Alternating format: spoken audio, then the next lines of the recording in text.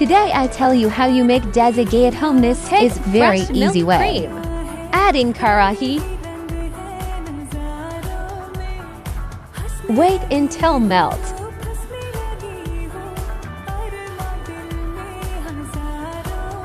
When melt, add 1 cup wheat flour. Continuously mix with spoon.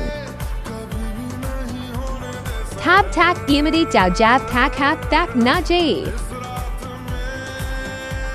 Now we see a little bit ghee. This is the easiest way to make desi ghee. Now we have a good amount of desi ghee. Take out desi ghee and store this. Thanks me later. The wheat flour is not wasted. Through this we can make desi ghee halwa. For halwa, see part 2. This is ghee final.